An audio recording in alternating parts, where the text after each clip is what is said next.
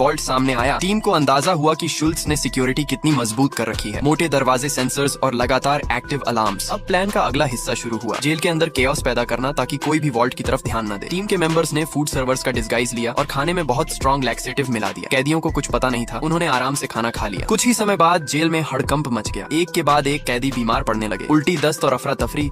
हर तरफ doctors, guards और stretchers दौड़ने लगे। डायरेक्टर खुद भागता हुआ आया, लेकिन बदबू और हालात देखकर उसे चक्कर आ गया। पूरी जेल अराजकता में बदल चुकी थी। इसी मौके का इंतजार मिसफिट्स टीम कर रही थी। विक और बाकी मेंबर्स सफाई कर्मचारियों के भेष में टॉयलेट एरिया तक पहुंच गए। वार्निंग साइंस लगाए गए ताकि कोई पास न आए। होप और प्रिंस ने इन्वेस्टिगेटर्स बनकर जेल में एंट्री ली। उन्होंने कार चैसी के नीचे एक टाइम बॉम्ब लगा दिया ताकि जरूरत पड़ने पर डिस्ट्रैक्शन बनाया जा सके। अब वॉल्ट के अंदर का काम शुरू हुआ। विक ने सही जगह देखकर फ्लोर में छोटा सा होल ड्रिल किया। जैसे ही टाइमर 3 सेकंड पर पहुंचा, उसने बॉम्ब नीचे फेंक दिया। जोरदार धमाका हुआ, लेकिन केओस के शोर में किसी ने ध्यान नहीं दिया। वॉल्ट खुल चुका था। विक ने ट्रॉली अंदर धकेली और गोल्ड ब्लॉक्स भरने शुरू किए। रिचर्ड ने तेजी से काम किया, लेकिन उसी वक्त विक की नजर एक सर्वेलेंस कैमरा पर पड़ी। उसने पैनिक नहीं किया, बल्कि गोल्ड ब्लॉक के साथ कैमरा की तरफ देखकर फोटो खींची। ये कोई मजाक नहीं था। सिस्टम हैक करके सर्वेलेंस स्क्रीन पर वही स्टैटिक इमेज चला दी गई। लेकिन शुल्ट्ज को जैसे ही खबर मिली, उसने तुरंत वॉल्ट की लाइव फीड देखने का आदेश दिया। स्क्रीन पर गोल्ड सही सलामत दिख रहा था, इसीलिए उसे कोई शक नहीं हुआ। लेकिन शुल्ट्ज ज्यादा देर शांत नहीं रहा। शक के चलते उसने दोबारा स्क्रीन देखी। अब उसे लगा कि इमेज हिल नहीं रही है। घबराकर वह खुद वॉल्ट की तरफ भागा, लेकिन तब तक बहुत देर हो चुकी थी। मिसफिट्स टीम वॉल्ट को साफ कर चुकी थी। शुल्ट्ज ने गुस्से में पूरी जेल सील कर दी। किसी को भी बाहर जाने की इजाजत नहीं थी। उसी दौरान एक पेशेंट स्ट्रेचर बाहर निकाला गया। शुल्ट्ज की नजर उस पर पड़ी, लेकिन उसे नहीं पता था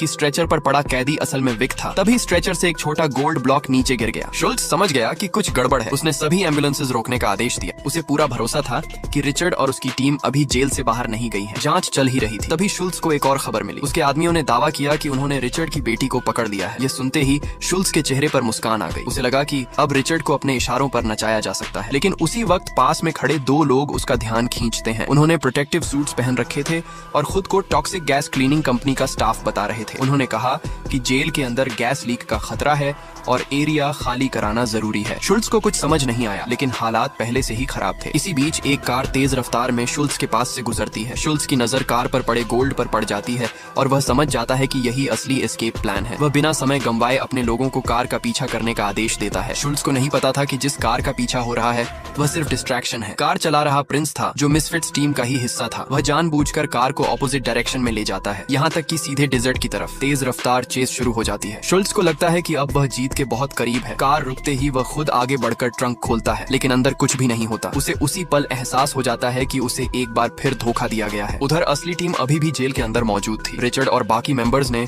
स्कल्पचर को कास्टिंग मोल्ड की तरह इस्तेमाल किया। ओवन में गोल्ड को पिघलाया और फिर लिक्विड गोल्ड को मोल्ड में डाल